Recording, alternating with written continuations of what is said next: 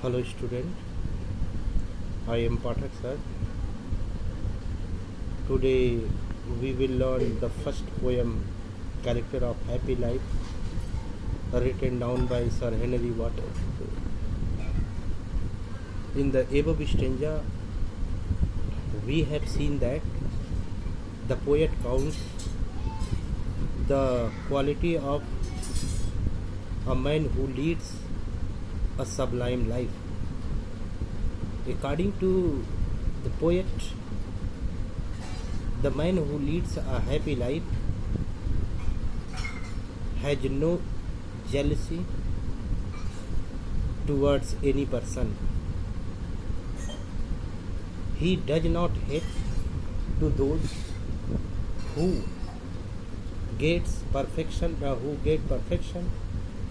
by their unfair means or by their sheer chance or luck.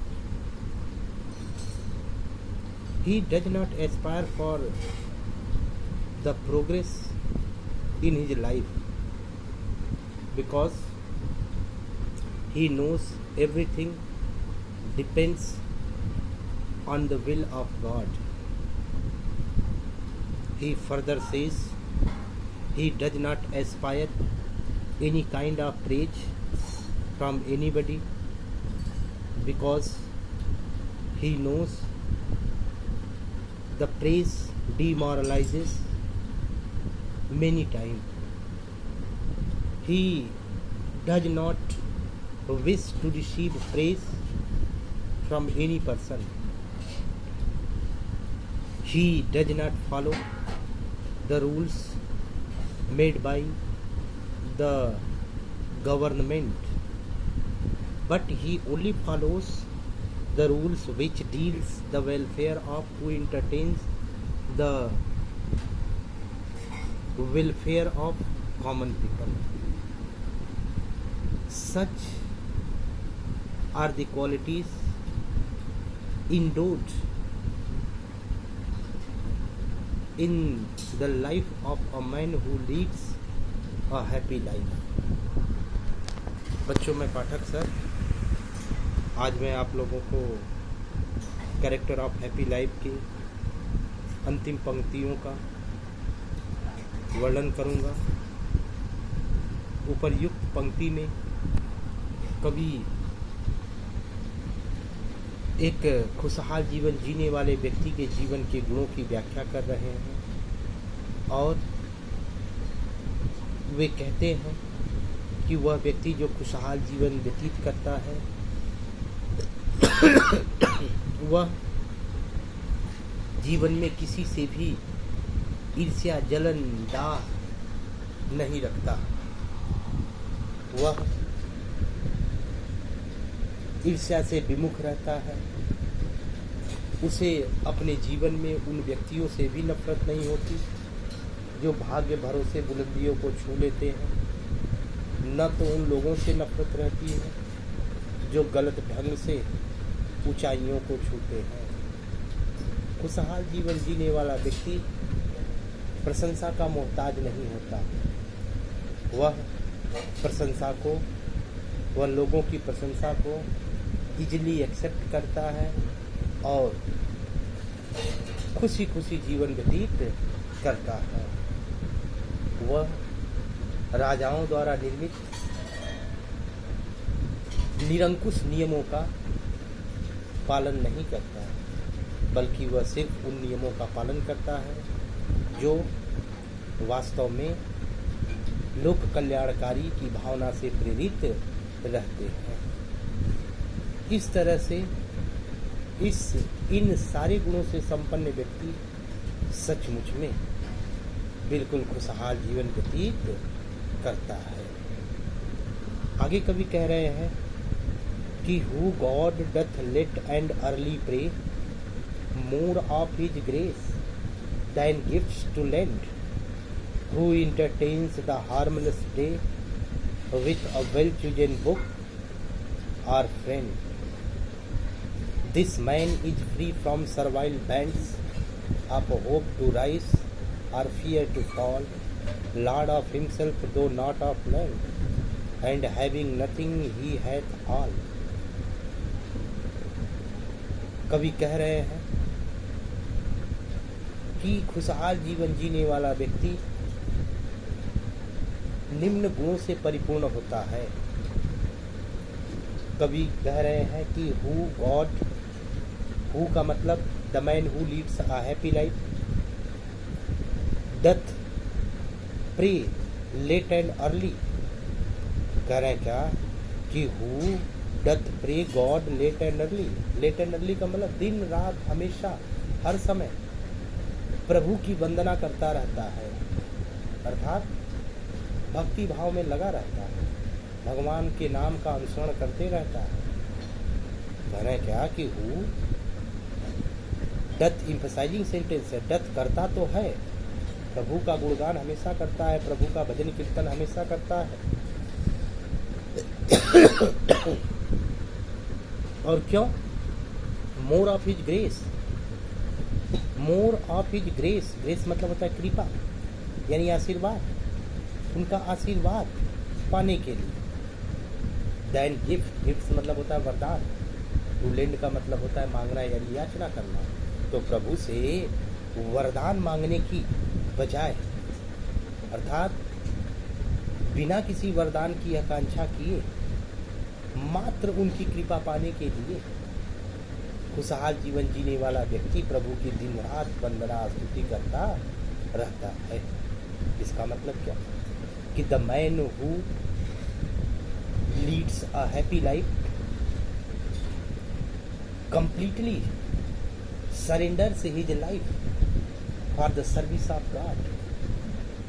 He believes the existence of God and he knows the importance of prayer.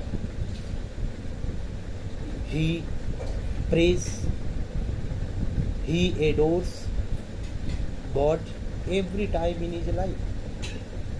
He does not go against the theory of God.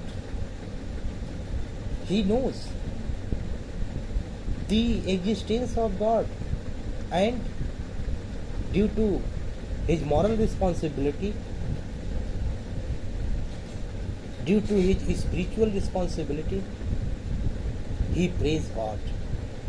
कभी कह रहे हैं क्या कि खुशहाल जीवन जीने वाला व्यक्ति भगवान की वंदना करता है, वह भगवान के अस्तित्व को जानता है, वह भगवान के बनाए गए नियमों का, भगवान द्वारा प्रदत्त हर चीज़ों का अनुभव करता है, वह ईश्वर के अस्तित्व को समझता है और अपने जीवन को उनके चरणों में समर्पित रखता है। वह प्रार्थना निस्वार्थ भाव से करता है। यहाँ पर कवि जो है भगवान श्री कृष्ण के उपदेशों का जिक्र कर रहे हैं कि जब उन्होंने अर्जुन से कहा था कि यह अर्जुन, जो व्यक्ति निस्वार्थ भाव से अर्थात काम क्रोध लोभ मोह मत्सर से रहित होकर के निस्वार्थ भाव से सेल्फलेसली मेरी भक्ति भाव करता है, मैं उसे अपना विराट स्वरूप दिखाता हूँ, अर्थात मैं उसे इस मृत्यु लोक में दोबारा आने नहीं देता हूँ, मैं उसे अपने चरणों में स्थान दे देता हूँ। अतः कवि कह रहे हैं कि खुशहाल जीवन जीने वाला व्यक्ति हमेशा ईश्वर की वंदना स्तुति करता रहता है। वह भगवान की वंदना अपने जीवन का कर्तव्य, अपने जीवन का मूल कर्तव्य समझ करके करता है। वह भगवान से कुछ नहीं मांगता है, अर्थात गिफ्ट टू लैंड, अर्थात भगवान से वरदान की आकांक्षा नहीं करता है, बल्कि मात्र उनकी ग्रेस, उनकी कृपा, उनका आशीर्वाद पाने के लिए वह भगवान की वंदना करता रहता है।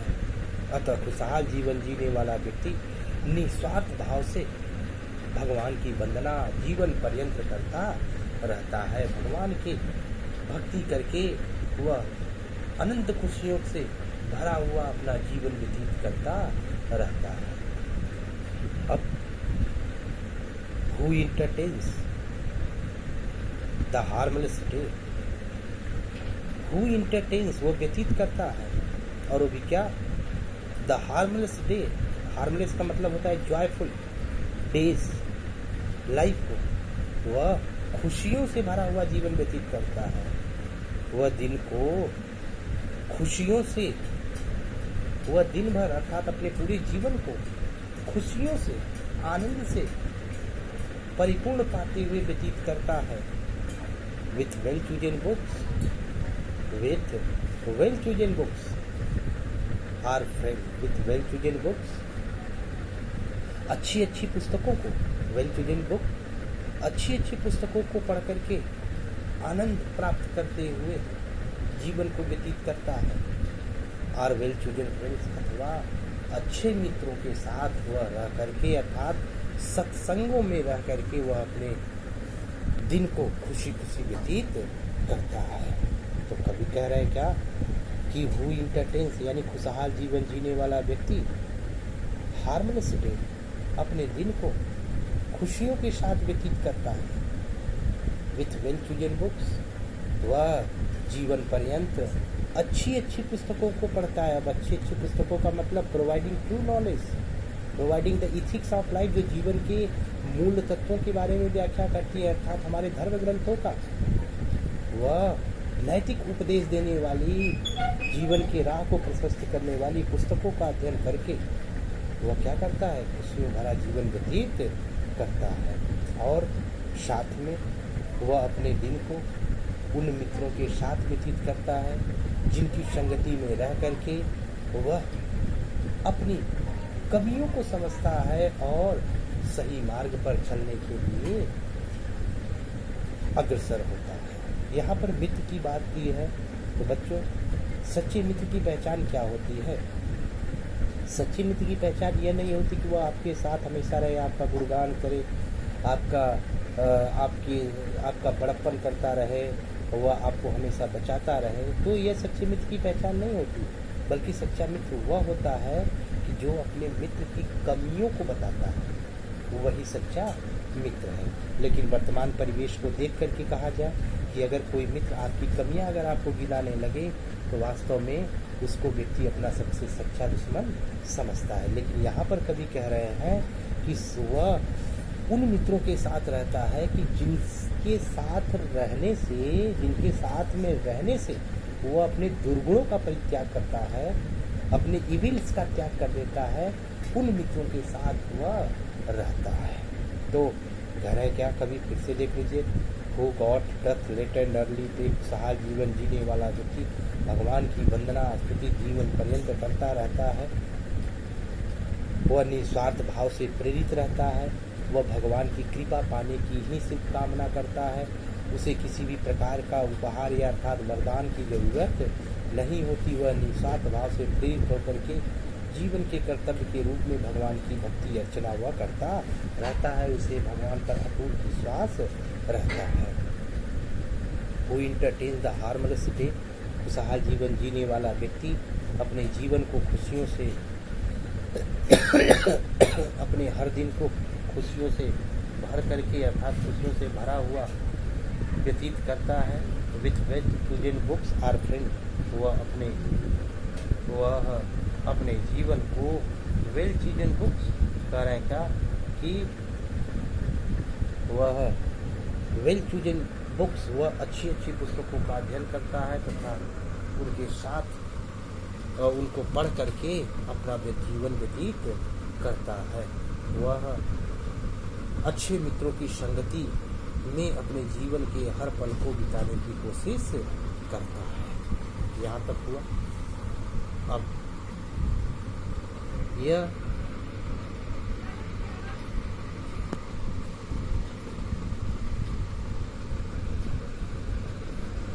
दिस मैन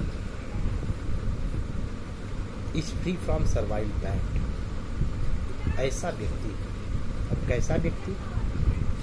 दिस मैन, खुशियों से भरा हुआ व्यक्ति, खुशहाल जीवन जीने वाला व्यक्ति, यानी उपर्युक्त गुणों से संपन्न रहने वाला व्यक्ति। अब उपर्युक्त गुण का मतलब जिसे ईश्वर पर भरोसा हो, जो लोक कल्याणकारी नियमों का अनुसरण करता हो, जो भगवान की भक्ति निस्वार्थ भाव से करता हो, जो राग द्वेष अनुराग से प्रेरित न हो, जो अपनी अंतरात्मा के निर्देशों का अनुसरण करता हो, जो मृत्यु से तनिक भी भयभीत नहीं होता है, जो दूसरों की इच्छाओं के अनुसार कार्य नहीं करता, जो व्यक्ति खुद अपने क्रियाकलापों को संपादित करता है, तो ऐसा व्यक्ति, ऐसे गुणों से संपन्न व्यक्ति, this man is free from servile band. Servile band का मतलब गुलामी, दास्ता, अर्थात ये माया के बंधनों से बिल्कुल क्या होता है, परे होता है। कह रहे हैं क्या कि this man is free from servile bands, वह गुलामी के बंधनों से आज़ाद रहता है, अर्थात वह, उसका स्वभाव बिल्कुल क्या होता है, स्ट्रेट फॉरवर्ड होता है, उन्मुक्त होता है। वह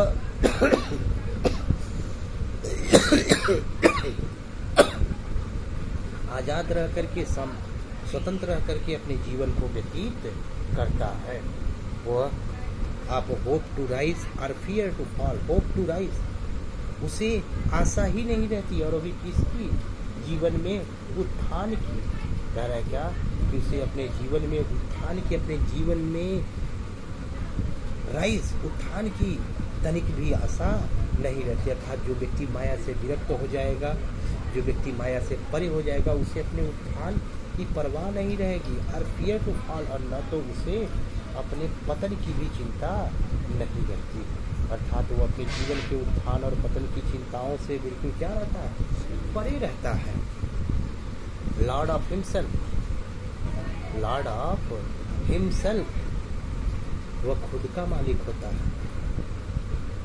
लॉर्ड ऑफ हिमसेल्फ, खुद का मालिक होने का मतलब कि उसे किसी भी प्रकार की चिंता नहीं रहती। दो नॉट ऑफ लैंड, यद्यपि उसके पास धन संपदा नहीं होता है। करे क्या, लॉर्ड ऑफ हिमसेल्फ, वो खुद का मालिक होता है। खुशहाल जीवन जीने वाला व्यक्ति खुद का मालिक होता है। अर्थात क्यों होता है, क्योंकि उसका पूरा नियंत्रण अपनी इंद्रियों पर रहता है। वह इंद्रियों से नियंत्रित नहीं होता, बल्कि वह खुद अपनी इंद्रियों को नियंत्रित रखता है। सो लॉर्ड ऑफ हिमसेल्फ, दो not of land, having nothing he had all. तो करें क्या कि लॉर्ड ऑफ हिमसेल्फ, वह खुद का मालिक होता है। दो नॉट ऑफ लैंड, यद्यपि वह धन